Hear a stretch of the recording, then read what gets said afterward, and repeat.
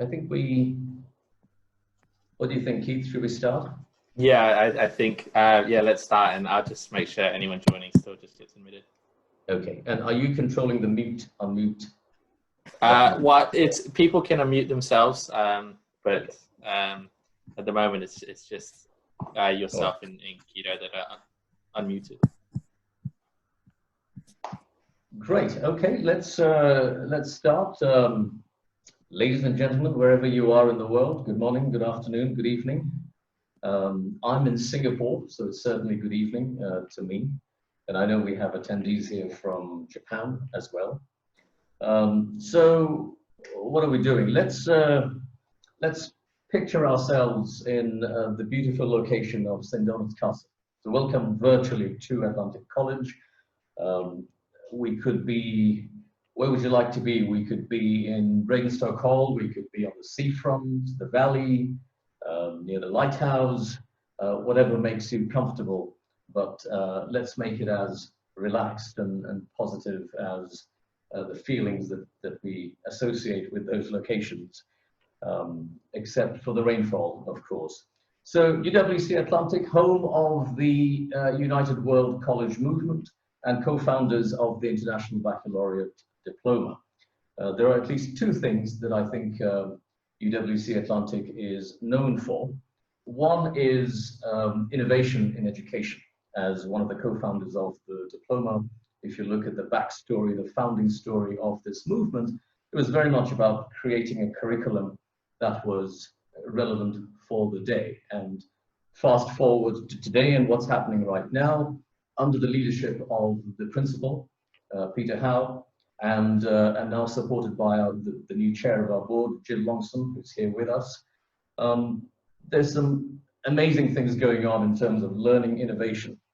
There are various work streams, various experimental curricula, if you like, a Google X that we're incubating here at UWC Atlantic to be released into the mainstream diploma very soon. And then the other thing we're known for is fostering international understanding, cross-cultural understanding.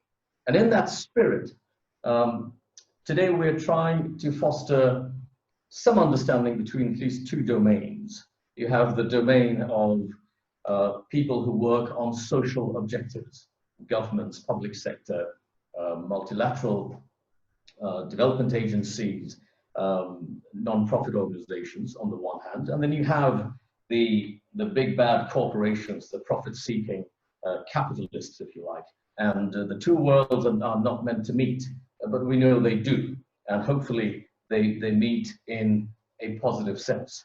And we have this concept of stakeholder capitalism that some people regard as a very positive theory of change, but at the same time, let's be honest, some people also look at it with some skepticism. And so that's the question that we'd like to try and delve deeper into. What can corporations do specifically when it comes to delivering the UN Sustainable Development Goals? And we have three amazing panelists. What we'll do is we'll go through the three panelists. The first coat of paint would be to ask each one of them to give us their opening remarks, to set the stall, if you like, up to 10 minutes each, and then we'll be open for questions. And I get to ask the first set of questions, and after I've asked one question to each one of them, it's open to everyone else. Okay, so with those as the rules of the game, let's go to the panelists. I will introduce them one by one as it's their turn to speak. So let's start with Robert first. Robert Metzke is Vice President and Global Head of Sustainability at Phillips. Robert, I've also seen you in action when it comes to the circular economy. You and your CEO are pioneers in that field with the Ellen MacArthur Foundation, and also, we were at the Circular Awards together in Davos, for example. So there's a lot that I know you're doing. Please, your opening remarks, Robert. Yeah, thanks. I'm not sure I will need 10 minutes, but it's a great pleasure to being with you. I'm looking forward to the discussion also. I think the opening question or the title of that discussion today is, can stakeholder capitalism help deliver sustainable development goals?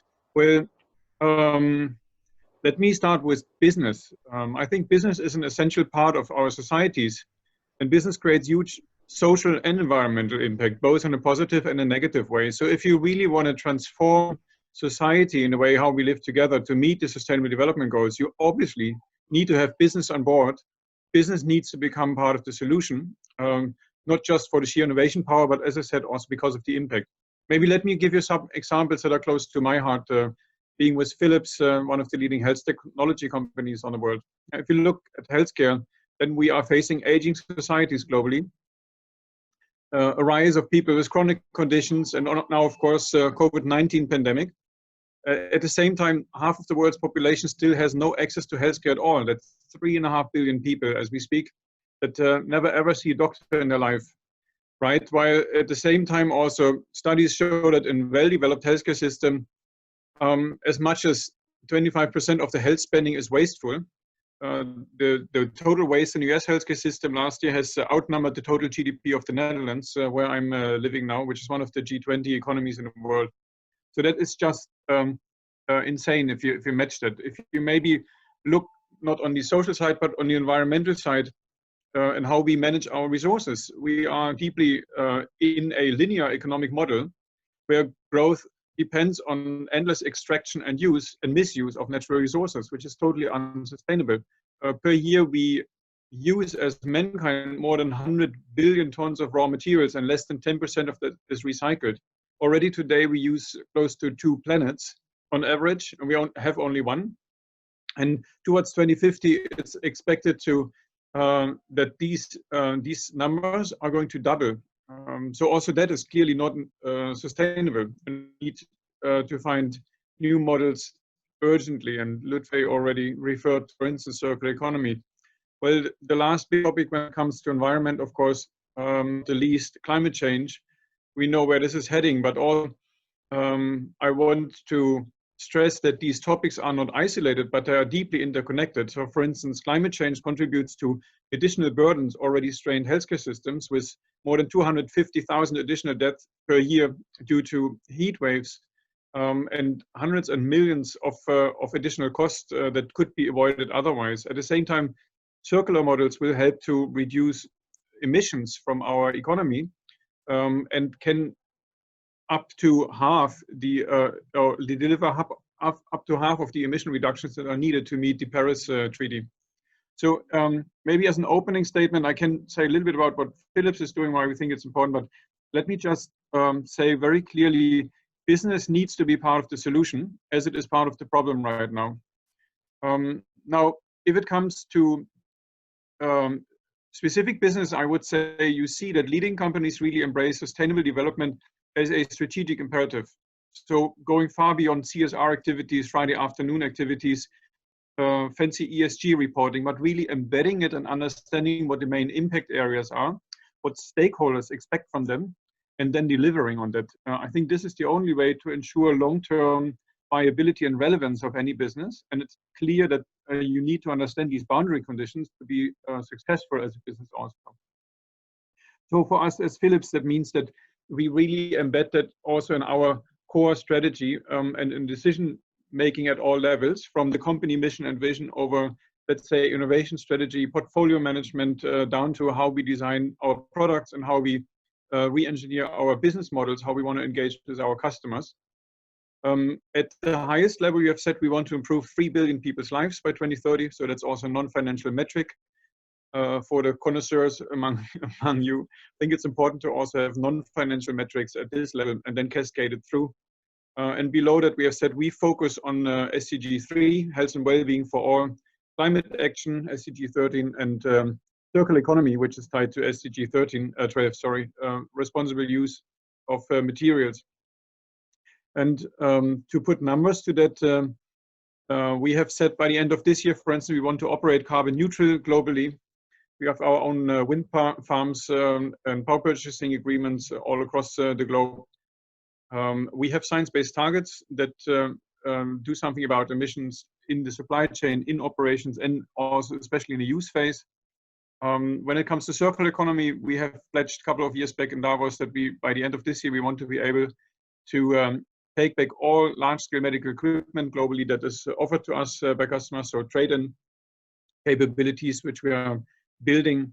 And when it comes to access to care, we have said towards 2030 we want to improve or make healthcare accessible to more than 300 million people in underserved communities. And just by the sheer size of these ideas, you also realize that it's not something that any company can do alone. So again, I think partnerships and teaming up are really important here to build the ecosystems to address these problems. And at the same time, there are really powerful innovation drivers that inspire people, much more than the endless discussions about do we meet the next quarter, what is the internal rate of return, and so forth. So I think you need to have both, and it is very clear that as a stock-listed company, we are very grateful for investors that put their trust and their money into our company. But to me, that is a means to an end. The mission and the purpose of a company is to deliver impact and serve its customers. And if you want to do that on a global scale, then the fact that you are being stock listed can be helpful, but it's a boundary condition. That's where I want to stop my opening remarks. Thank you, Robert. I'll come back to you with the question. In fact, I'll tell you what that it could be one of three questions. One is, how do you deal with conflict between everything that you've just outlined and return on equity objectives as a listed company? Yep. How do you actually give effect to partnerships? You mentioned building the ecosystem. When you're also competitors with each other, can you give us examples of how companies are working together? Yep. And then three, how has COVID-19 changed things, if at all? Yep. Let me go to Kate now. Kate Gibson. Kate is Global Director of Diageo in Society, having previously led global corporate citizenship at Intercontinental Hotels Group. Kate and I were together at UWC Atlantic, and I distinctly remember that she was probably the most focused on sustainability issues amongst all of us at the time. And if I'm to be frank, I would have expected, Kate, for you to be outside of Diageo picketing, on the doorstep rather than on the inside. So if you wouldn't mind also giving us a little bit about your personal journey as to how you ended up here, that would be wonderful. Great, thanks very much, and no, really happy to be here. And I have to just say, I'm just delighted that this kind of conversation is happening, because I'm just a huge believer in the power of the UWC movement. And if you think about the Sustainable Development Goals, as the defining challenge of our time and the delivery of them, it's just great that this conversation is happening. So yeah, as Lutfey said, I was at Atlantic College 92, 94. And yes, I think the sustainability issues, and even back then, sustainable development has really been a source of personal passion of mine since I was about 10 years old in Toronto. And I think the UWC experience for me was like many alums would say, was just a horizon exploding experience. And ever since, I've been just very focused on on systems change, and very much in terms of the global linkages. While I was at AC, yes, I was very much agitating for change, including setting up the campus recycling and composting system, and hauling large buckets around, and chewing the ear off of anyone who would listen. And it hasn't really stopped since. But yeah, I think my own personal journey is an interesting one. Very much inspired by UWC, but I have a background in corporate strategy and sustainability, and have very much been working at the intersection of those two areas for the past 20 years. And I think one of the most positive trends that's been building for a long time, and I think actually COVID is accelerating it, is very much the link between those. And because these issues and lack of progress on the SDGs and the need for urgency, it has such a powerful shaping effect on the operating environment that everyone has to focus on it. But yeah, back in I guess it was probably about 20 years ago, I did have a moment, I guess, on my own personal journey of thinking about following a career in strategy consultancy, whether I wanted to go and work on the NGO side or whether I would work within industry, within the private sector. And it was a very difficult decision. But I do believe in, you know, the power of organizations large and small, but particularly big scalable players. You know, actually the power to drive change from the inside, and also the power to create movements. And it's definitely something I've seen very much growing in the private sector. I do, you know, agree with Robert's remarks in terms of, you know, the private sector has the ability to identify challenges and solve those challenges and allocate resources efficiently against that. And the more that these trends we've been seeing, they've been, you know, hiding in plain sight for a long time, but they're becoming very urgent. I think the private sector does have a very powerful role to play. And if you can find a way to embed it in the core, in the story of a company, in the language of a company, in the processes and how it works, then you can deliver a really big impact at scale. So that's why I've been working in industry at Intercontinental Hotels Group, and then most recently at Diageo. Now we're a global leader in beverage alcohol. You may not have heard of Diageo, the parent company, but you most certainly will have heard of some of our brands, which include Johnnie Walker, Tanqueray, Guinness, Gordon's, and the list goes on. 200 plus brands sold in 180 countries. And we're a truly global business. So we've got over 150 production sites in 26 countries. And I think I'm a big believer in sort of stories, and there's two that I think illustrate, I think the character of Diageo and the way we think about these things is we are a long-term business. We're making scotch. So that's a long-term product in its very essence. The Johnnie Walker brand celebrates its 200th year this year. And I think the other story that we often talk a lot about, and in some ways it's the most extreme, is the lease on the Guinness Brewery in Dublin was signed by Arthur Guinness back in 1759, but it's a 9,000-year lease. So again, in that context, if you think about the Sustainable Development Goals and this very critical decade of action in which we find ourselves, if we don't take that urgent action necessary, then so many years of that lease are at risk, really. So it's a very much by our very nature, we're a very long-term business, and we've been focused on these issues for a long time. And I think with regards to the Sustainable Development Goals, certainly early on in my career, one of my biggest frustrations was so much time was spent describing what framework to use, what language to use, how do we talk about it. And the Sustainable Development Goals are so helpful because there is only one roadmap, you know, and it needs to be delivered in this decade like no other.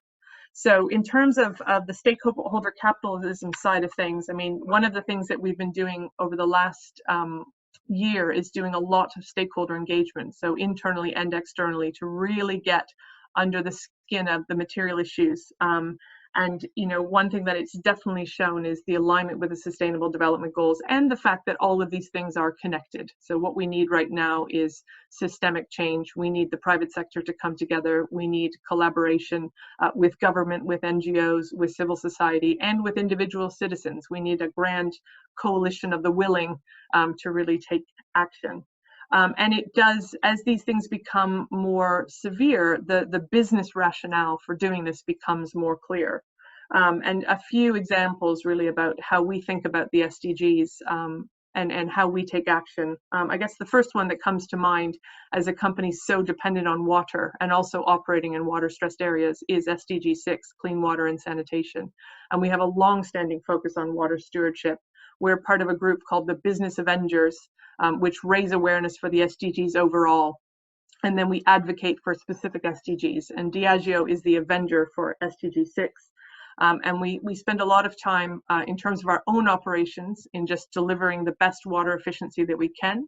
But we also focus a lot on replenishment and on community water and sanitation and hygiene programs in our water-stressed areas. And over the past decade, we've initiated over 250 programs in India and across 11 countries in Africa. And we also advocate a lot. We advocate for the role of clean water, sanitation, and hygiene within businesses and within supply chains, and also within communities, and some of the systemic changes that need to happen in order to cope with water stress.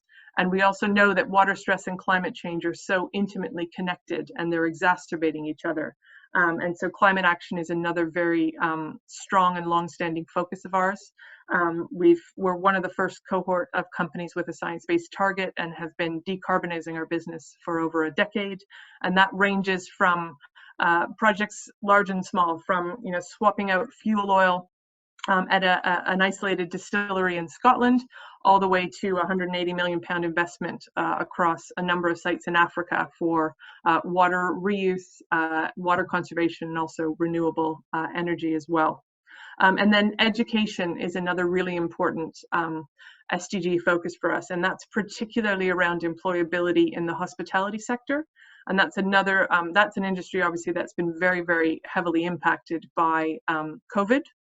And we run a program called Learning for Life that provides job opportunities and work experience for underrepresented groups in hospitality.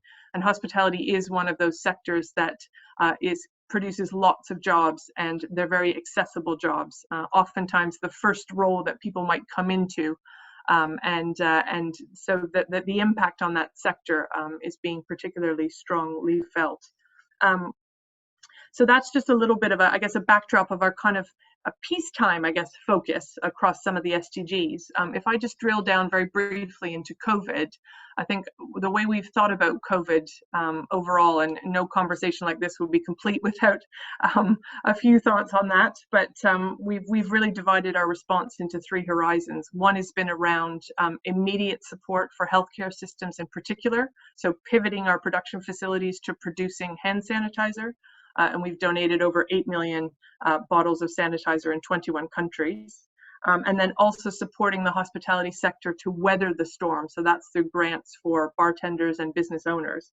And then as we start to see the re-emergence and the opening up of economies, we're very focused on making sure that the hospitality sector is able to recover and fulfill that role at the heart of communities, bringing people together, that social fabric of life that has been so much missed, but is able to do it safely. And so we've made a $100 million donation through a fund called Raising the Bar, which is around supporting that hospitality sector in terms of reopening. And as part of that, in the United States, we're specifically looking into and funding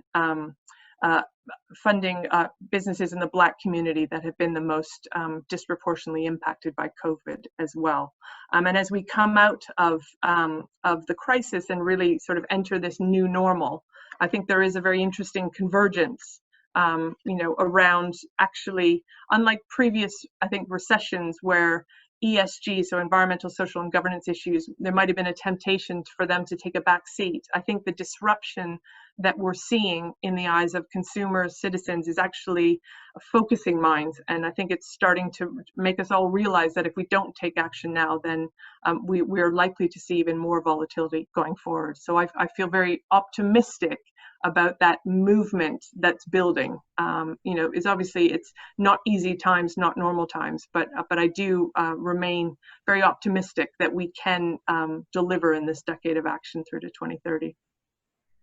Thank you, Kate. I'll come back to you with a couple of questions as well. I'll tell you the questions now. One will be similar to what I want to ask Robert, which is, you're a FTSE 10 company, dual listed. What is still the biggest challenge internally within the organization that you find you need to overcome in your role? Because I presume some of the other members of your leadership team are focused on financial metrics. How do you square that circle? And the other is, in the spirit of collaboration, building partnerships across sectors, do you see a role for education institutions, particularly the slightly offbeat ones, like UWC Atlantic, a role for an institution like that can help, a role that we can play in helping usher in and push forward in the pursuit of some of these SDGs, with perhaps assistance from corporations such as yourselves? So that's the question I'd like to come back to you on. But let's move on to our next speaker, Guido. Guido, I can't see you in the mix. There you are. Okay. So Guido Schmidt-Traub is an executive director of the UN Sustainable Development Solutions Network, which operates under the auspices of the UN Secretary General to support the implementation of the SDGs and the Paris Climate Agreement.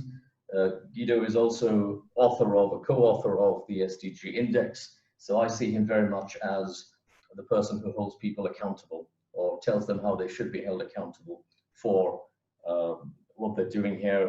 Guido, I also read this piece that you wrote with Jeffrey Sachs on the 6 transformations, the pathways to implementing SDGs.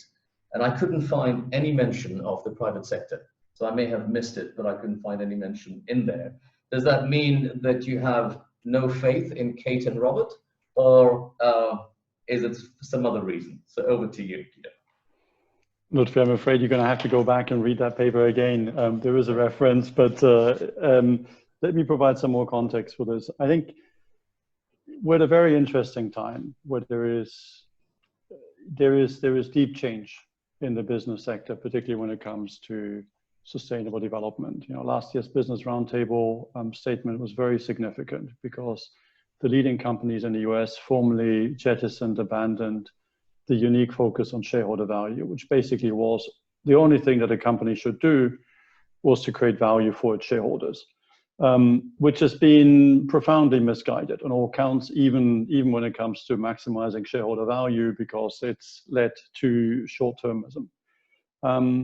That's a really big step. We're seeing CEOs asking the right questions. We're seeing, if you're following events in the US, we're seeing companies actually being out front on Black Lives Matter in a way that the US government is not. So this is very, very interesting. On the other hand, you know, you've mentioned the SDG index that we produce. I think everyone on this call knows that SDG stands for Sustainable Development Goals. So we track them every year. We're not on track. We're not even close to being on track. On some areas, we're going in the wrong direction collectively. So we can't just continue as before. And so I want to put 4 thoughts for discussion here and just share some thoughts. And I'm focusing, you know, the one thing that unites us all is Atlantic College, a unique experience. So I want to in particular focus on the role of knowledge and what perhaps also Atlantic College and UWCs can do. The first point is on goals. If we don't have shared goals, nothing will happen. And there's often, it's quite funny, often private sector leaders scoff at the idea of planning. I'm being deliberately a little bit provocative. They scoff at the idea of public planning for policies, which is completely nonsensical because everything that happens inside a company is planned. You know, Robert has given some very ambitious targets for reducing waste, increasing efficiency. Those are all planned efforts. You set a target and then you figure out what needs to be done. You set interim milestones, put the teams on it, and you work towards it to achieve them. And we need that same kind of approach, but we really needed to take the goals seriously. And this is an important point because I'm seeing all too often that the goals are taken as a list of themes. There was an education goal, so let's do something good in education. Let's refurbish a school. Let's give some scholarships, etc. That's great, but that's very different from asking the true question, which is how do we get every kid into secondary school? How can every child complete a full cycle of secondary schooling? It's not about putting a few solar panels on your roof. It's about getting to net zero emissions. That means you have to stop a few things. And that's really important. That, I think, would be my first sort of challenge and invitation to anyone who is at Atlantic College now is, you know, we all need to learn how to take these goals seriously and cut through the bullshit, because there's a lot of bullshit. Lots of people, there are still lots of glossy reports that purport that everything is fine when it's not. But there's also phenomenal progress. And with Robert and Kate, we've got 2 really true leaders, well known in the space on these issues. That's the first point on goals. My second point is on knowledge. You would not believe how ignorant many business leaders are when it comes to this. And this is not a fault of their own, it's just they haven't been trained. And let me just give you a few examples. The minister in charge of the German Energiewende, the energy transition, as you know, Germany was one of the first countries to commit to drastically reducing greenhouse gas emissions, has told me on several occasions, he says, Guido, it's really amazing. Every time I sit down with a corporate leader in Germany, I realize that my counterpart believes that his or her company's emissions will be among the 20% that will still be there in 2050. As you all know, or you may know, Germany set the target to reduce emissions by 80%. That was before Paris. Nobody was thinking seriously that their emissions would be among the 80% that would no longer be there. In other words, everyone thinks it's somebody else's problem. And that's not necessarily surprising, because if you're an automotive CEO, your job is to run a good automotive company. You think about the automotive sector. You certainly don't think about cement, and you don't think about steel, you don't think about aviation.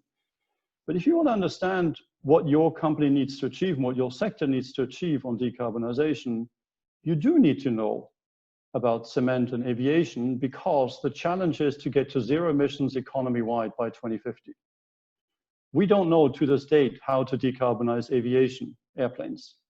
So there will be airplane emissions, but we do know how to decarbonize cement, and we do know how to decarbonize automotive, light-duty vehicles. And it turns out that among these problems, the one of decarbonizing automotive sector is the easiest to solve. So that sector has to go first. But if you're just an automotive CEO, you never think about that, and all you see is the difficulty of doing it. So I'm in discussions all the time with senior business leaders who lack a systems perspective.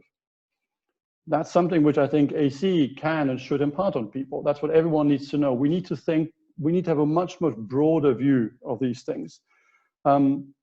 Another example is that there is a complete confusion in policy circles and in business circles between public and private goods. There are a lot of things that the business sector can do, and I'm all for, and it's amazing how many businesses are stepping up, but there are also many things that business cannot do, problems that business cannot solve, because they are in economic jargon, they're so-called public goods, where the benefits, the public benefits exceed the private benefits. So in economics jargon, they will be underprovided if they're privately financed. What do I mean by that? I mean, for example, public health systems. If somebody is healthy, that also protects you, because he or she will be less likely to have infectious diseases like COVID that could actually affect you. And because it is such a public good, these health systems, where they run, they're publicly provided. There are people out there who think that every problem can be privately solved, and that's just not true. I've worked as an investor for many, many years. Believe me, it is impossible to finance an energy power plant in Africa without massive public guarantees and public co-financing. So that's another sort of knowledge gap that we have, and therefore, if we don't understand these issues well, we come with the wrong solutions for the wrong problem. That was my second overarching point. The third overarching point is metrics, of course. You know, are we on track? Are we off track? And one thing that was quite interesting, we were approached 2 years ago by, I won't name the names, but one of a large developer of renewable power companies. And they were really, really upset, because in some well-known sustainability rankings, they performed below Exxon, the oil company, which is not a paragon of sustainability. And it was basically, we looked into this, and it was basically, a well-intentioned index measuring the wrong things. They measured, do you have a gender equality committee, and do you have lots of process indicators? But for example, they didn't measure the most important thing, is how much carbon do your products contain. And so as a result, because they're measuring the wrong things, they came up with the wrong rankings and the wrong performance. And this is a real problem, is that we choose to often measure the wrong things, or we don't measure the things that really matter. In our view, there are 4 things that every company should measure. Number 1 is you need to measure whether your product is consistent with the Sustainable Development Goals. And that's something which today very few companies actually do.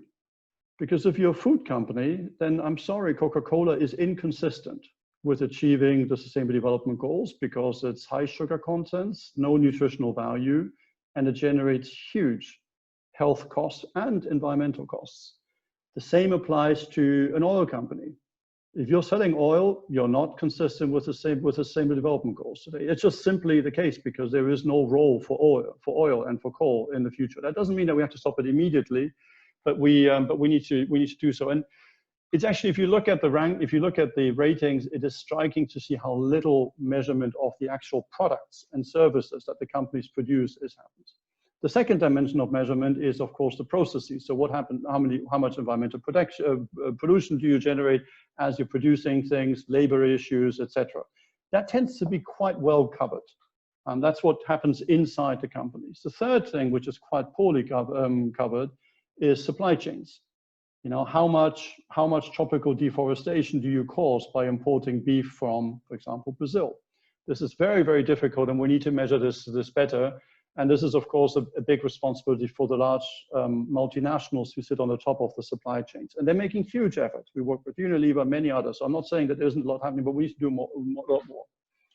The fourth thing, which is almost never measured, is are you a good corporate citizen? You know, do you play your role and companies are more than just providers, more than employers or providers of services, they're also a key part of our societies. I have a huge amount of respect for Amazon. They have announced the target of going to zero emissions by 2040. They want to get to net zero greenhouse gas emissions by 2040. But I have a huge problem with the second target, which they have, which seems to be to become which seems to be to become a zero tax-paying company by even much earlier. If you're a company, if you're any of the technology companies that pay 0.000 something percent on profits, you are not consistent with the Sustainable Development Goals.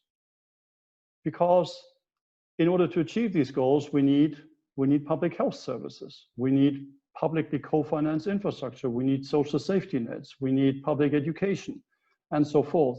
These are massive investments, and they need to be provided through, you guess it, taxes. And so many companies do not pay their fair share of tax. Some of the most reputable companies, some of corporate sustainability leaders have tax optimization strategies that are just completely misaligned with the goals. I don't want to be, you know, this is not a raving rant at all. I just want to be, you know, goes back to the first point. If you're serious about the goals, let's really think through what needs to happen. And one of the roles of companies is to also pay taxes and to respect labor rights, etc. The fourth very quick point, and maybe we can leave that for discussion, is we need to really think through how do we solve problems, methods of problem solving.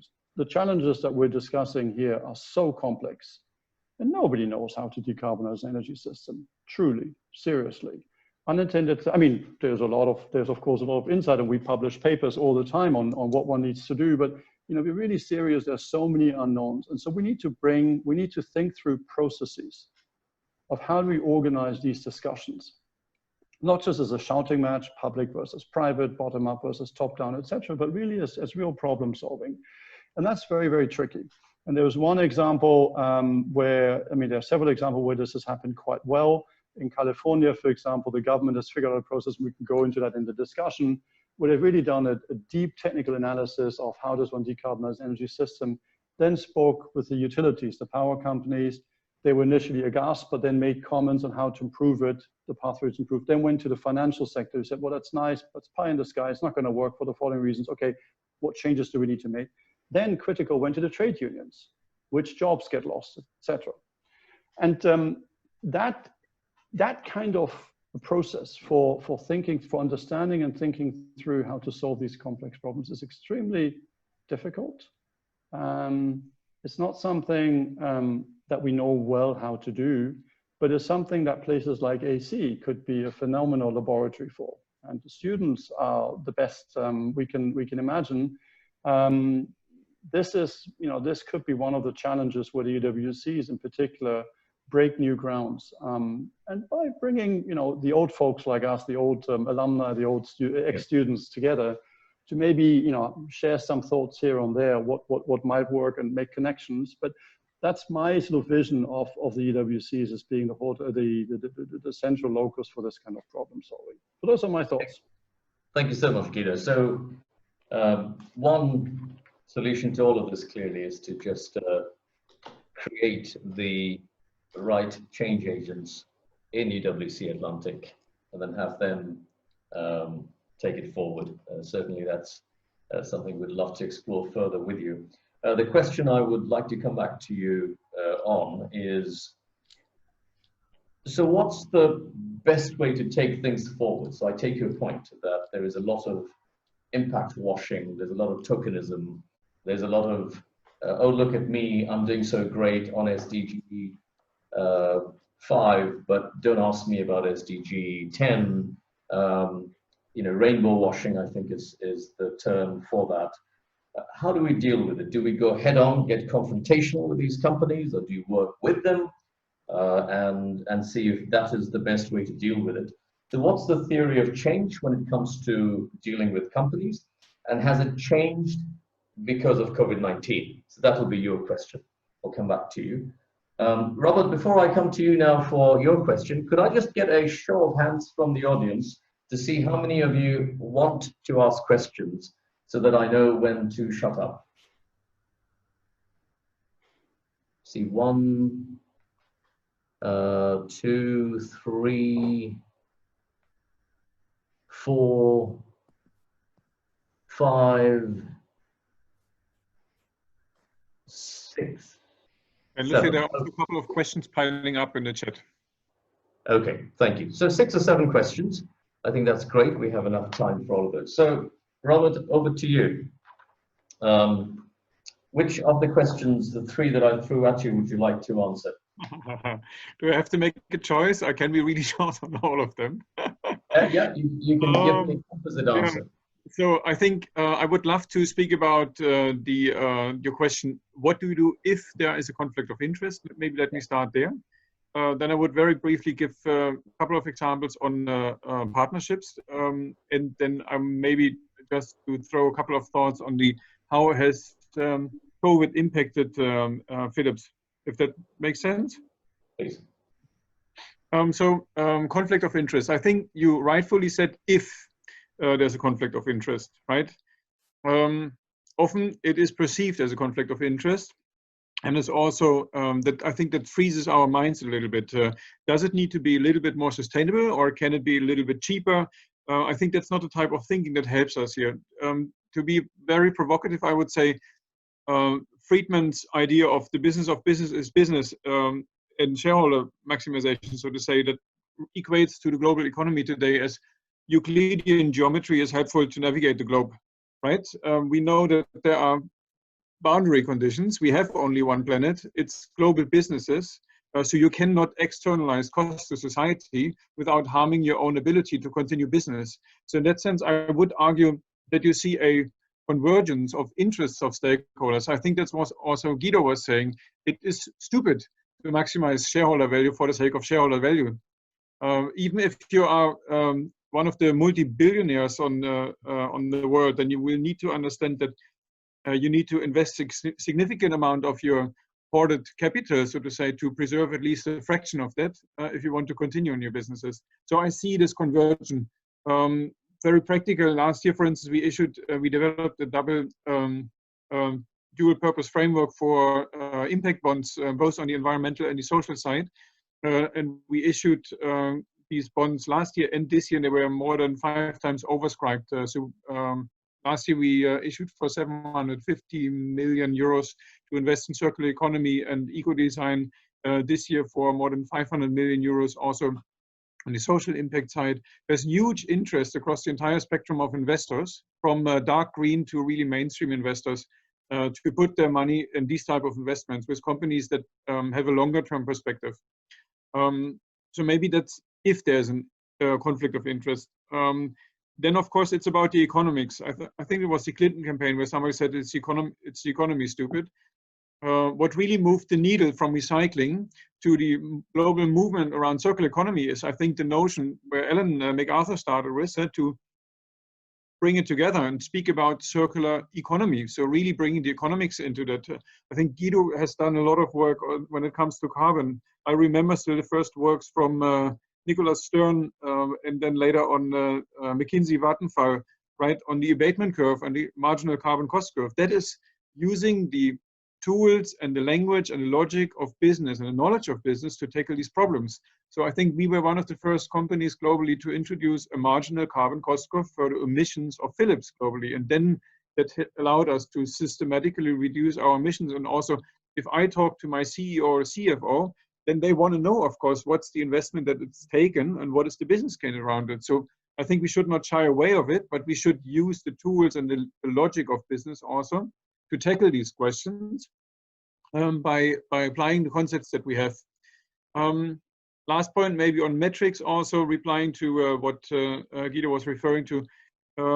It really helps to create the transparency and make these strategic decisions. And the first step, of course, is an EP&L, environmental profit and loss statement. I think what we really need is an integrated environmental and social profit and loss statement. And Kate Ravers has done some work on that, building on the global footprint measures.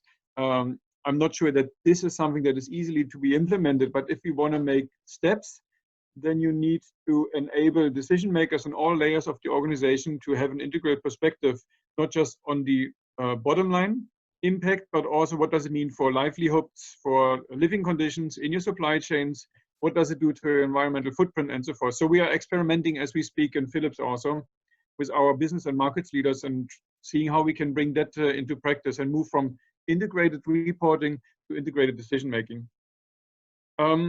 Partnerships, really briefly, only maybe 2 examples. PACE, platform to accelerate the circular economy, together with the WEF, together with a couple of governments, with the Ellen MacArthur Foundation, and so forth, trying to create a platform that includes businesses, governments, knowledge organizations to drive the thinking around it. I think that is a way forward. It's not easy. I agree with Guido again that we need approaches that go beyond and build on structural problem solving, but that take into account the different perspectives, tools, and interests of the stakeholders, and then have a platform around them to have a dialogue and find solutions that help all of us. I think it's too often still we are stuck in this type of zero-sum thinking. If you give something, I gain something. I think there's so much more to gain for all of us if you really think about the Sustainable Development Goals. That's the appealing thing about the business cases of the SDGs. Maybe close to heart also the Digital Connected Care Coalition. If you want to make healthcare accessible in Africa, you need to invest in infrastructure. You need to educate doctors. You need to install reimbursement systems.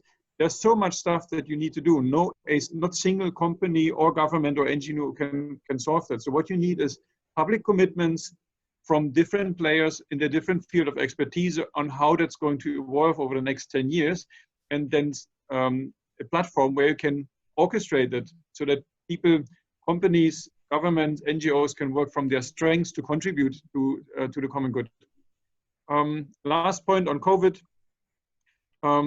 At a company level, it fundamentally transforms, I think, because it really helps us to work from purpose and create focus. So for instance, we were able to develop a ventilator for COVID-19 patients within a matter of 6 weeks, and we got FDA approval within 48 hours. That's unprecedented. It takes normally years to get something like that through an innovation pipeline in a regulated area like healthcare. So that single purpose is fantastic and really inspiring. If we could put the same effort and focus on solving something like climate change or poverty or access to healthcare, I think we would be miles ahead. And I think we need that type of thinking. And that was a point that Kate made also earlier. Right now, COVID is hitting us at the beginning of the decade of delivery, so to say. If we can systematically explore that mindset and what it does to companies, also to organizations, in terms of transforming the way we behave, and institutionalize a little bit of that and apply that also to other challenges, I think we really see a big step up. At the industry level, it was a big disruptor and accelerator. You see a huge step in terms of digitalization of healthcare when it comes to remote work, online work, use of AI, supporting patients in other locations. So I think that's really changing and transforming entire industries. And at the highest level, let's say economy and society, a couple of my co-fellow panelists commented on that already. You have the Build Back Better movement. Our CEO just signed a declaration on really urging to use the Green Deal also in Europe as one of the elements to build back. So I think it is an impulse. It is important. It helps to align the agendas, but it's not going by itself. I would say it really needs consistent effort and across all different types of networks. All right, thank you, Robert. Kate, forgive me, I'm going to change the rules slightly. So I'm going to withdraw one of my questions. I'm going to leave the one about the role of an education institution such as UWC Atlantic. And then the other question I had, I'd like to replace that with an amalgam of what Megumi Murakami and Stefan Retzer is asking in the group chat. And what they're asking is, there are some companies who get it on SDGs, there are some that don't. If you're having a conversation with the ones that don't, how do you encourage them to see the light? I think that's Megumi's question. And then Stefan Retzer's question is, I'm paraphrasing, SDGs tend to be sexy most of the time, except when profitability is challenged, at which point everyone focuses on immediate profits. How do you prevent that swerve happening at a time when profitability is challenged? Great. Okay, those are all great questions, and it's been fantastic to see the really all the thoughts coming through on the chat. I mean, I think, you know, with regards to the role of educational institutions like the UWC movement, I mean, I think for me the clue or the key is in the name, which is a movement. Yeah, and I think the UWC you know, ethos around the interconnections and the deep understanding is exactly what's needed now, because any single intervention isn't going to be enough. It's not going to be moving fast enough, and you know, single interventions often have unintended consequences as well. So I do think, and actually even with regards to the COVID crisis, which is obviously, you know, posing a big challenge to you know, to the delivery of the core education, actually by having people in their home countries and even being more connected across the colleges, that in itself is an opportunity, actually, because I think one of the things you're seeing in COVID, which I'm very encouraged by, is actually unlike the Great Recession, where, you know, it felt like there was more of a hunkering down and more of a dichotomy and saying, actually, gosh, you know, private sector we can't afford to invest in this. We can't afford to deliver on our ESG commitments. You know, we're going to have to choose one over the other. I don't see that same reaction happening in this crisis, which is very encouraging. You know, that we've talked about a few, the Build Back Better movement. I think one of the data points I found interesting was the business ambition for 1.5 degrees, you know, which is a group of companies that are committed to delivering carbon reduction at the pace required, you know, well in advance of 2050. And, you know, that movement last September had just around 30 companies signed up. And then in March this year, there were around 200 companies signed up. And then in just last week, it's now just over 250. And it's obviously one data point, but what I think is helpful is you see that signaling of intent still happening even during this incredible crisis. And what I think that also does, it sets the signals for governments and for civil society that the direction is very clear. The waters are very choppy at the moment, but the direction is very clear. And I think the UWC movement can help just keep building that momentum as well. So I think there is a very strong role to play. You know, and I think in terms of how do you get other companies to see the light? That's a really great question. I mean, I think I'm a big believer in simple language, you know, and when I guess having worked in corporate strategy and sustainability for such a long time, I tend to, and the advice I usually give to people is saying, well, just really understand a company and how it makes money and the language that it uses, and then build this agenda in that same language.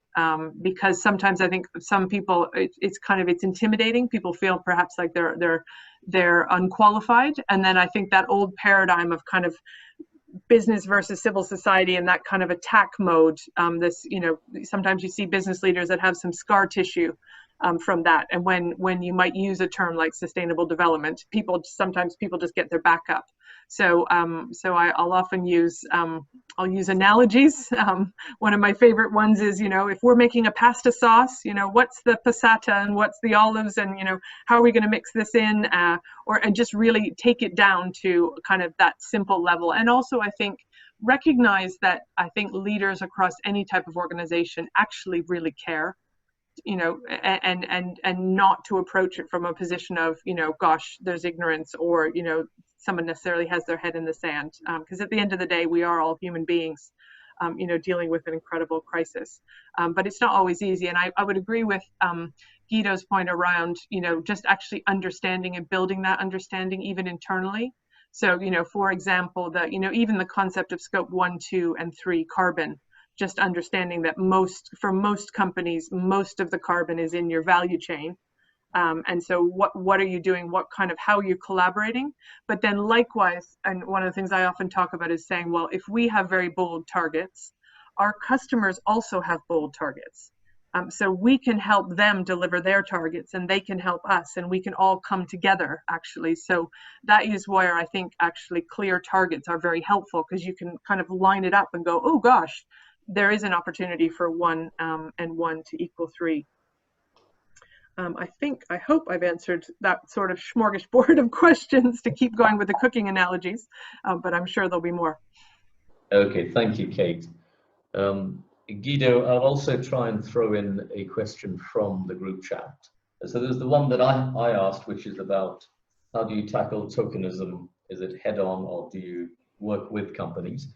The question I'd like to pick up from the group is from Dr. Didi Anoli about Africa. So Guido, also talking about indices, we find that many rankings do not properly assess the positive impact of African companies. For example, jobs, education, technology, market access, and totally run them down on their negative environmental impact, which MNCs have the luxury of outsourcing and thus are ranked outside of their Western standards. So how do we not penalize these African companies? That's the question for you. This is a fantastic discussion, and I think what it shows, and what we all seem to concur, is that these are, we're asking the right questions. How do we achieve these goals? That's already a huge achievement, and that allows us to see these things much more clearly. I think we also see that we need to understand these issues better. For me, the really good news, and that's what we should always start with, is there is no fundamental trade-off within the SDGs. Broadly speaking, they look at economic development, social inclusion, environmental sustainability. Those are sort of the 3 broad areas, and you can throw good governance in there as well. There is no reason why we can't meet all of these goals.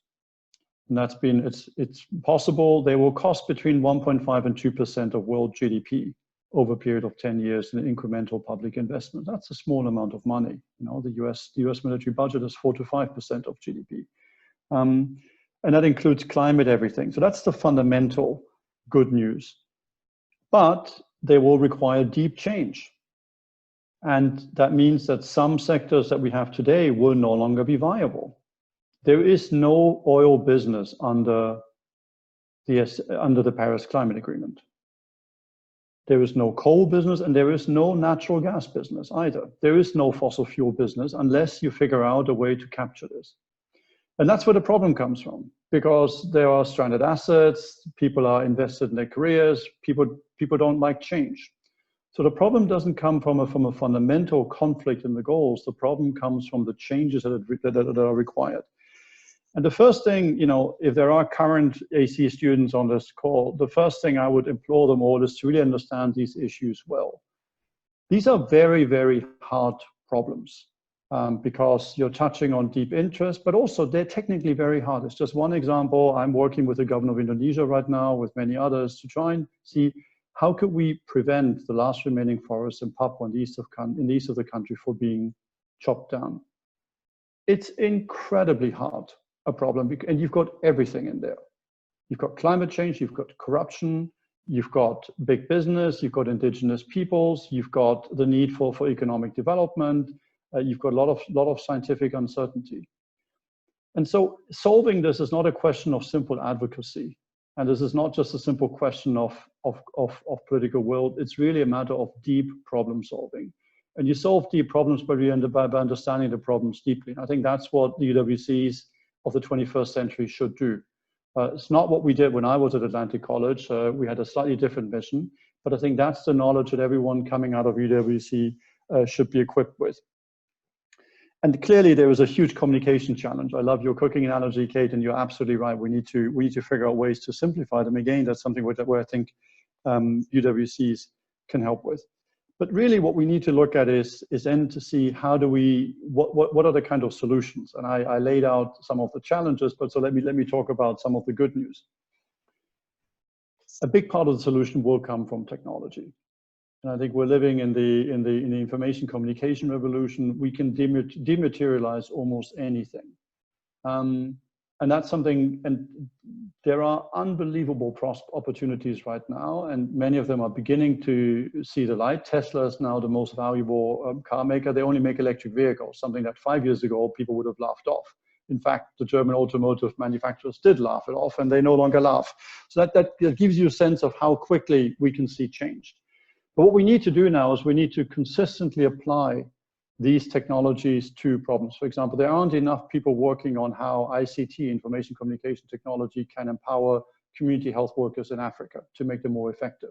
Why? Because there is no market there. There isn't enough of a market, I should say. So that's one area where we just need to direct this a lot more. And remember, Silicon Valley is a product of the US military. Silicon Valley was developed to harness ICT for US military application. It's not a product of the free market. It is generating amazing market products. And if you look at the ICT companies, if you look at Intel and Fairchild, the two largest semiconductor companies, for the first 3 years of the operation, they had one customer, the Department of Defense. They were not private companies. They were outsourced contractors. They were publicly funded contracting entities and then moved and then evolved into world-beating companies. The point here is that if we want to have these solutions at scale, we really need to think this through, and it requires a complex mix of public and private policies to get them right. This is not a simple public versus private, and it certainly isn't the case of the business is the solution to everything. It's also not a case of the business being the problem of everything. We need to really think these things through together, and the history of any major, almost all major innovations is one of public-private cooperation. And this is where I think the metrics come in. Ndidi is right that many of the sustainability metrics are too simple, too banal, too superficial. And this is where we have a conflict, because the companies presenting or developing these metrics, they get paid by the companies they evaluate. And so that creates a conflict of interest. And as a result, we will often not get, that's one of the reasons, not the only one, but one of the reasons why we're not getting the right metrics. African company, some of the most interesting solutions, if you want to see the future of banking, don't go to Europe, go to Africa, you know, with M-Pesa and others. There's incredible innovation, particularly in Africa, that will change the world. So this is something that we should really open our minds to. Somebody asked a question about accounting standards. One of the most important changes you could make, if you want to change the world, become an accountant, join the International Accounting Standards Board, and figure out a way to change accounting standards. You will have the biggest impact of any of us on this. So these are some of the kinds of things. So what I'm left with is I'm left with a sense of deep, profound challenges that we face. But on the optimistic side, we have all the tools to address them. We now need to harness them. And this goes to your point of engagement, Lutfey. You know, what's the right way to engagement? And my answer is all of the above. We do need hard-headed advocacy. That's not me. I'm not the one who's going to pour blood over pig blood in a church to draw attention to Al Gore's lack of action on climate change, for example. But you do need that too, because there are a lot of bad people out there, a lot of bad companies out there. That's one way of engagement. But we also need, I think the biggest challenge that we need is more problem solving. We need to apply more knowledge to these issues. We need to teach these things. We have developed an online free SDG Academy, sdgacademy.org. You can all sign up for free courses on all the SDGs. So we need to share this knowledge, and we need to really think through how do we organize ourselves to solve these problems. So how do we organize ourselves to create the 21st century analogy of a Silicon Valley? Because it won't just happen by itself. These are not self-organizing properties. That's what I think we need to share lessons. And you know, the 21st century, in my days at Atlantic College, the focus was on the need to understand each other. You know, my days, there was no internet, there was no long distance travel, and meeting Chinese, meeting Eastern Europeans was a big deal. The challenge today is, yes, to understand each other, but with the social media and internet, there is a huge knowledge about other places. The real challenge now is to figure out how we can work together to solve these challenges. You know, I work day to day with Chinese officials to try and work together on reducing biodiversity loss. It's incredibly hard to do this. It's very, very hard to do this. If there's one place, one institution that can actually equip leaders to do this, it's United World Colleges. But what we need to do for that is we need to augment the vision of international understanding with a much, much deeper understanding, knowledge, actual knowledge about these problems. And then we'll see the magic happening. I've no doubts. I'm an optimist. I think these goals can be met. They can be achieved. If we harness our creativity and apply it thoroughly to these challenges. Thank you. Thanks, Guido. So we could do another round of questions from the chat. Is there anyone who'd like to ask a question in person? Oliver West, are you able to unmute yourself? Yeah. Can you hear me? We can hear you. Mine's, I guess, more of a simple one, maybe because I'm kind of one of the younger people in this Zoom call. And at a current position I have very little influence. I think one of the great things about this is seeing some really open-minded and really forward-thinking people in positions of great influence. This is really positive and a great source of optimism. But for someone like me, I'm trying to think about, although I think the majority of change does need to come from your CEOs, your directors, these people with a lot of influence, what role maybe could a consumer play in shifting towards stakeholder capitalism and making a difference from when we're not at the top of a company or in the upper echelons like that? And what role can a consumer play, basically? Great question. I saw this question come in on the chat, and I'm glad you asked it, because I think the consumer is very powerful, actually. I mean, at the end of the day, within companies that have a very strong commercial imperative, if there's evidence that the consumer cares and will actually vote with their feet, then it is a key. Actually, it's a way of galvanizing many people within a company. So I actually think this is something that there's education as well that needs to happen, because I think one of the challenges, there's a think, say, do paradox in most consumer research, where people say, yes, this is important. Yes, I definitely fully intend to investigate the products I buy, and I definitely will choose that. And then when you actually look at the behavior, it doesn't always play out. So it does create a bit of a challenge. But I think there's also an education of the consumer as well. Because one of the challenges you have is that you might be aware of a major issue, but then it's complicated, and it's very difficult for marketeers, especially, to try and take something that's very complicated and very complex and interrelated and communicate it very simply.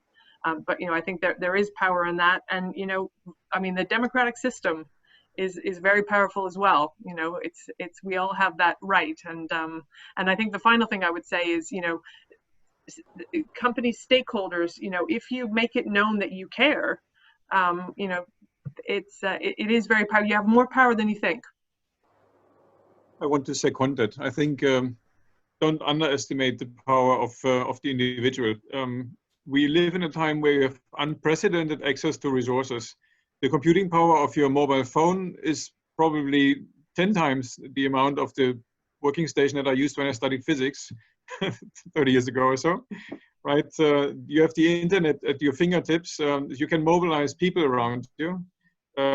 Whether you choose to continue studying or go into an NGO or a government or a company, you can mobilize people around you. You can articulate your voice, and I think seconding also what Guido said, becoming smart and really not just voicing an opinion, but also bringing insights to the table, gathering facts around it.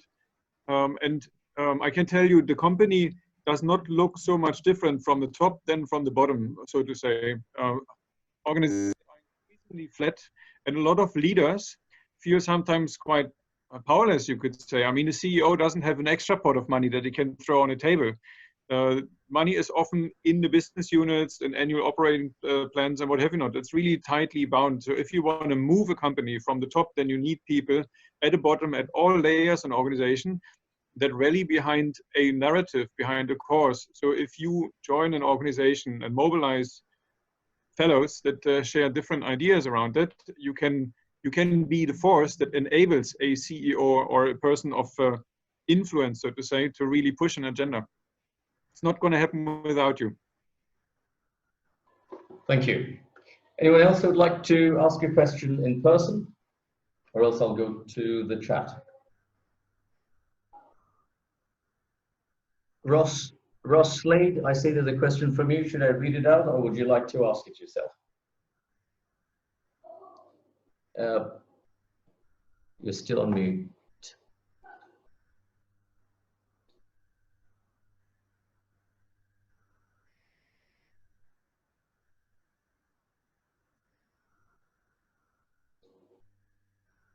Okay, I'll ask the question.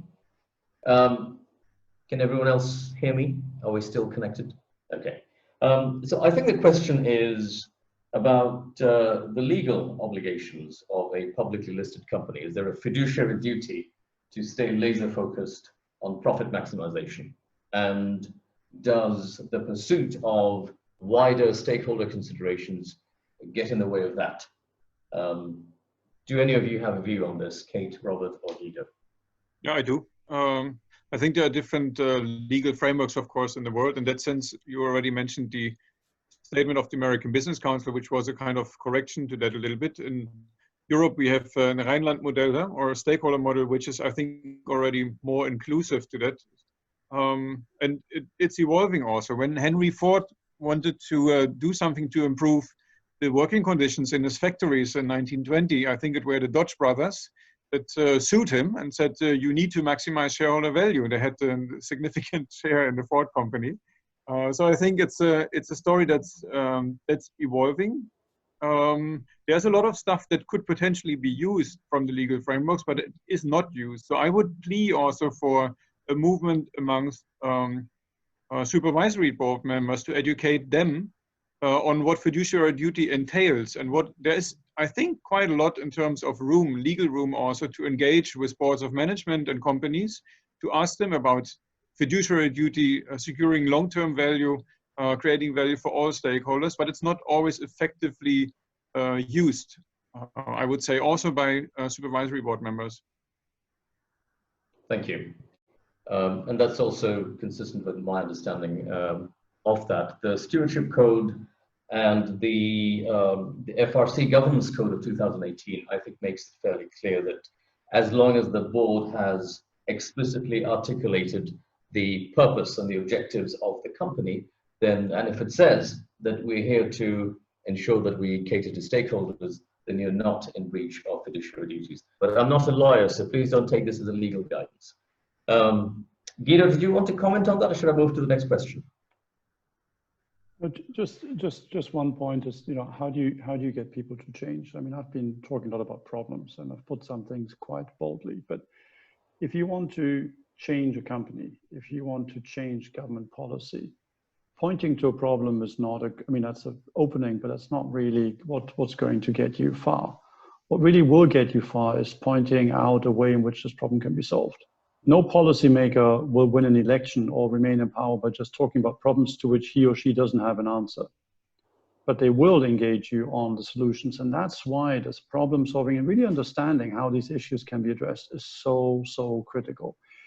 And when you do that, and when you have those answers, you'll find amazing, amazing willingness. Because at the end of the day, all of us want these goals to be achieved. All of us want our children to grow up in a sustainable world. We all want them to have good healthcare, good education. There isn't really any opposition to this. What's missing is that people don't see clearly how these goals can be achieved. And that's really what we need to do. And that's where there's a huge space. And in discussions that I'm in, I rarely see discussions about the solutions. I typically only see discussions about the problems, or advertising some fake solutions, some gimmicks that people are doing without really understanding, is this aligned with the goals? So that's what I would recommend as a method for engagement. Thank you. So I'd like to ask Lucy to ask the next question, but I see there is another question from Dr. Didi Anoli, so we'll go in that order. Guido, to your point, my economics teacher at UWC Atlantic used to say that, you know, don't tell me what needs to be done. Tell me why is it that needs to be done does not get done.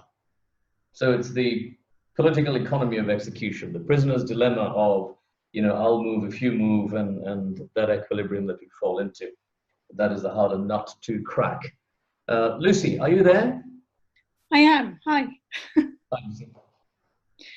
So I guess my question's really directed towards Guido's point that you made about international accounting standards needing to change, because I work predominantly with professional services firms as a headhunter, but most of the work that I do is with board and on strategy around people, and getting them to think very critically about how they drive their business forward. And I'm really, really keen to influence them to move towards the stakeholder capitalism model and to influence their clients to do that as well. And it's predominantly mid-tier firms in the UK, so they are in a really good place to influence fast-growing entrepreneurial business.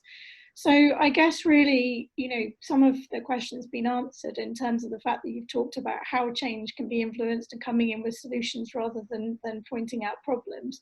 But I guess the main thing that makes them buy is the thought that they can increase partner profits, unfortunately. It's always their number one consideration, and it's not necessarily what we want to be the guiding force, I guess, anymore necessarily. So what would your thoughts be on that?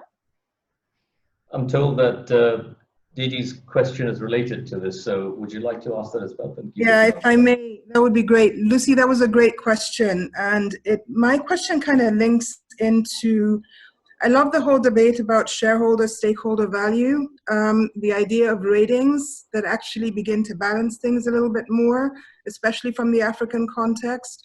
What we're looking at, so we've been in a huge discussion around integrated reporting, which speaks to your question, Lucy. And I'm just asking, so from an Africa perspective, that's a really big deal. What I haven't heard you speak about is the role of the government and the policymakers. So where we come from, government and compliance and regulators have a huge role, and they can make or break a business. If we ignore them, that's a big problem. Integrated reporting with putting its 6 kinds of capital into the financial statements is a huge shift because it just makes it make business sense. So in other words, stakeholder value becomes shareholder value. And then thirdly, but the biggest question that I have is, how does that look from a non-African perspective?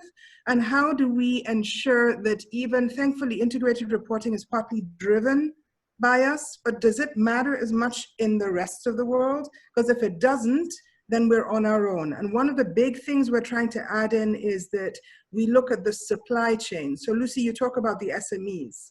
Where I come from, so I'm Nigerian, but on the African continent, it's the big companies that drive the SMEs. So if the big companies are not fair towards the SMEs, and that's what happens, they squeeze them. They stop them from getting cash flow. They have to go to the banks for capital. The capital is really expensive. I think we have the question. Guido, would you like to take this, please? I mean, there's a first point, Lucy, just to come to your question. I think, you know, the fact that we're having this discussion is very interesting, because when I was at AC, it would have never even occurred to me. I didn't know what accounting was back then.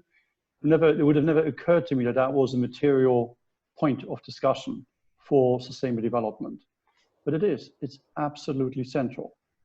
Similarly, you know, the BIS, the Bank for International Settlements standards, Solvency II, Basel III, the standards, the fiduciary standards for insurance and for investment companies, they drive investment decisions. They're the biggest obstacle to some of the long-term investments that we need. And so there's a basic point here. How can we ensure that every student graduating from Atlantic College at least is aware that accounting is really, really important for these things? And that fiduciary standards for insurance and banking companies are monumentally important for this. Because, you know, anyone who's inclined and interested in those areas can then do that and actually combine that with an incredible career on sustainable development. So that's sort of just, you know, just teasing this out. And there's a lot of things like that, you know. The career advice I got at Atlantic College on how to develop a career in sustainable development is not what I would give to people today. And so how can we capture that knowledge, that learning that we all have in this group and make that available? So on the accounting standards, the way to approach this, and I'm of course not an accountant, so I don't have a ready-made answer to this, is my answer to all these questions always is the same. Let's start with the goals that we've all committed to, the Sustainable Development Goals. And there is analysis, I can share that with you what they mean in practice. So the climate goals means that by 2050, there can be no more greenhouse gas emissions. That means by 2035, there can be no more new internal combustion engine put on the, so a normal passenger vehicle put on the street. They all need to be zero tailpipe emissions and so forth. So these things are known. What does that mean for accounting practices in terms of stranded assets? How do you deal with depreciation, etc.? I don't have the answer. You probably do. But that's the approach, because these goals have been agreed by all countries. We all agree on, and so we're no longer having a discussion on where we want to go. We're having a much more interesting discussion on what needs to change in order to get there. And I can, you know, there are interesting discussions in the IASB, the International Accounting Standards Board. There are people working on it, but they're not enough. And so if this is something that you can do, that would be fabulous. And and then of course we need broader policy change. This will not happen just through self-regulation. Self-regulation does not work. You know, every single time it's been tried, it didn't work as soon as there was a crisis. So we do need public regulation on this as well. That has to be smart, and that has to be the way to redirect the profit objective. Of course, companies are there to make money, but they should also be problem solvers in helping us solve the societal problems of, for example, climate change. They cannot recuse themselves from it and say, "Oh, that's just for policymakers to solve." They need to be an active part in actually solving these debates. And Lutfey, this gets to your political economy point. I think I know who your economics teacher was at Atlantic College. He's exactly right. So the problem solving is not just about the technology or the engineering, etc. It's about the whole process, including the political economy. And the discussion we're having in Indonesia right now is, how do we deal with the corrupt concession owners? That is political economy, very, very real. And that's also what we need to have smart answers to. Thank you. Robert and Kate, would you like to make some closing remarks? Oh, I can do that, yeah. Maybe on the, very briefly on the question also of Lucy and Nidhi, I think if you really want to drive change in the organization, adding to what Guido had already said, I think you need a very clear narrative that people can relate to, and that needs to be also probably formulated in a language that's accessible and appealing to accountants, right? But you need a clear narrative. You need to have leadership, and it's not just formal leadership, but also informal leaders, right? Like our student that asked the question about. Then you need to build capabilities, and it's very much the training and the curricula and the things that Guido talked about, and very Atlantic College can also play an important role. And then you need the reinforcing mechanisms, and that includes policies, but it is maybe also processes, reminders, encouragement, all kinds of things. And the important thing is, one thing alone is not going to do the trick. It's like a bike lock with 4 different digits, and they all need to be in place. Maybe that my concluding remark would be, of course, businesses need to be part of the transformation. And what's really important here is to develop a more holistic perspective on how businesses create value and for whom. And that is closely related to the discussion that we had about integrated metrics. And I would summarize it by saying we need to move from integrated reporting to integrated decision-making, and really empower a next generation of leaders in the businesses to take a holistic perspective on the consequences of their decisions. Thank you. Kate. Great, thank you. Well, listen, and I think it's you know, I'm just, as I said at the beginning, I'm I'm just delighted that this kind of conversation is happening, and I hope we can do more of these to just really tap into the power of the UWC movement, because that's definitely what's needed. I think in my heart, I'm an optimist. You know, so in someone driving change from within a big company, you've got to be resilient, you've got to be optimistic and keep going. But I think there is a lot of willing out there, and there is momentum, which I find very encouraging. And I think that the role of the UWC movement, because these things are so interconnected and there are no easy answers, is actually just also for us to share these steps, great and small, towards the future that we want to create, because we all have a stake in it. And also just to make sure that we're answering, you know, the right questions. So yeah, I think you know, the human species, when challenged and with a sense of urgency, and we are in this decade of urgency, you know, we can do it. And so I think that groups like UWC have a really important role to play. Wonderful. Thank you, Kate. Thank you, Guido. Thank you, Robert. And thank you, everyone else who joined us. I really hope that you're all leaving this session now feeling very much that this is an unfinished conversation, and that you'd be keen and eager to join us to keep this conversation going, to keep this engagement going. Just looking at the chat, you know, about at the halfway point, you guys started ignoring me completely, and you've been having this conversation on your own, which I think is a great indication of how passionately you feel about it. So I'm going to put in a request to Andrea and Peter. If they agree, then we'll build a community around this topic, and maybe we can have this conversation going online, offline. If you'd like to connect to me, I'm fairly active on LinkedIn and Twitter, so happy to take that conversation there as well. But for now, thank you very much to all of you, and good night, certainly from where I am. So good night. Take care. Bye-bye. Bye-bye. Thanks so much. Bye-bye. Bye. Thank you.